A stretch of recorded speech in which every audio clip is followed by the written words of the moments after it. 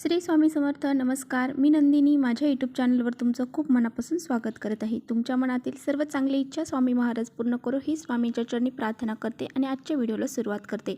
तर आज आहे 16 जानेवारी आणि आज आलेले आहे किंक्रात. संक्रांत हा सण एकूण 3 दिवसाचा मानला जातो. आदल्या दिवशी असते ती भोगी आणि मकर संक्रांत आणि त्यानंतर असते किंक्रात. किंक्रातीला आपण करी दिन किंवा किंक्रात असंही म्हटलं जातं. तर पहा, करीचा हा जो दिवस आहे तर तो अशुभ दिवस मानला जातो, म्हणून या दिवशी कोणत्याही प्रकारचं शुभ कार्य हे केलं जात नाही. असं म्हटलं जातं की या दिवशी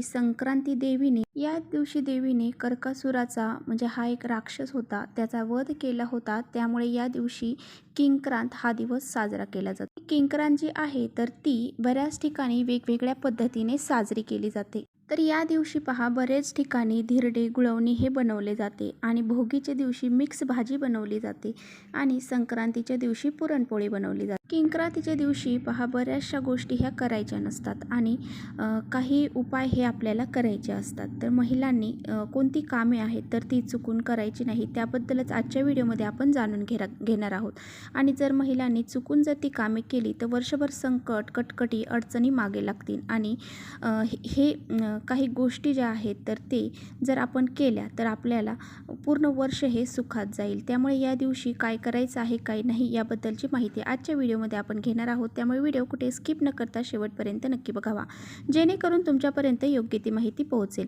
तुम्ही जर आपल्या चॅनलवरती नवीन असाल तर चॅनलला सबस्क्राईब करा आणि असेच माहितीपूर्ण व्हिडिओ पाहण्यासाठी बेल आयकॉनलाही प्रेस करा, म्हणजे मी जेव्हा नवीन व्हिडिओ अपलोड करेन त्याचं नोटिफिकेशन सर्वात अगोदर तुम्हाला मिळेल आणि तुम्ही एकही व्हिडिओ मिस करणार नाही. आज पहा, चुकूनही आपल्या घरामध्ये भांडणे, कटकट ही करायची नाही. जर या दिवशी आपण घरामध्ये भांडणे केली, कटकटी केल्या तर वर्षभर आपल्याला आपल्या घरामध्ये भांडणे आणि कटकटी ह्या झालेल्या जाणवतील आणि बऱ्याचशा अडचणींना आपल्याला सामोरे देखील जावे लागते. घरामध्ये भरपूर मोठं कुटुंब जर असेल तर छोट्या छोट्या गोष्टीवरून, छोट्या छोट्या कारणावरून काही ना काही कटकट, भांडणे हे होत असतात. परंतु आपल्याला चुकूनही आजच्या दिवशी ह्या सर्व गोष्टी टाळायच्या आहेत. चुकूनही आपल्याकडून कोणाला वाईट शब्द बोलायचा नाही किंवा कोणाचा अपमान होईल असं देखील बोलायचं नाही आणि कटकटी, भांडणं हे देखील करायचे नाही. तर पहा, बऱ्याच वेळा असा प्रसंग निर्माण होतो की समोरचं आपल्याला काहीतरी बोलतं आणि आपण लगेच त्याला काहीतरी बोलण्याचा प्रयत्न करतो. तर अशा वेळेस आपल्याला चुकूनही काही गोष्टी बोलणे टाळायचं आहे. कुणी जरी आपल्याला काही बोललं तरीसुद्धा आपण शांत राहायचं आहे आणि श्री स्वामी समर्थ म्हणायचं आहे. त्याचबरोबर दुसरी महत्त्वाची गोष्ट जी आहे तर ती म्हणजे आपल्या घरामध्ये जर 5 वर्षापर्यंत लहान मुलं असतील तर त्यांना आवर्जून बोर नहाण जे आहे तर ते आपल्याला मुलांचं करायचं असतं.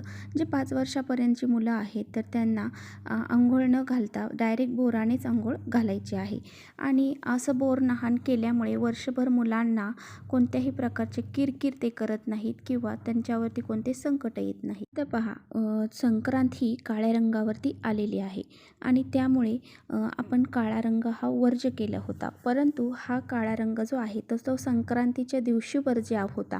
परंतु आज पहा, किंक्रात आहे आणि लहान मुलांना बऱ्याच वेळा प्रश्न येतात की लहान मुलांना काळे वस्त्र घालायचे का, त्यांना बोर नहाण करताना काळे वस्त्र घालावे का. तर आवर्जून तुम्ही या दिवशी काळे वस्त्र मुलांना घालू शकता.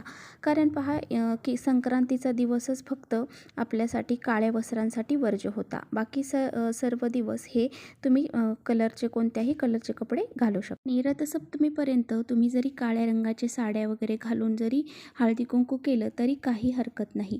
फक्त संक्रांतीच्या दिवशीच आपल्याला काळा रंग वर्ज्य होतो. आता पहा, करीच्या दिवशी एक खूप महत्त्वाची गोष्ट आहे ती महिलांनी करायची आहे. तर पहा, जे खेडेगावामध्ये महिला राहतात तर बऱ्याचशा महिला हे सकाळी सकाळी प्रत्येकाच्या घरासमोर गाई वगैरे असतात आणि ते शेण काढण्यासाठी जात असतात.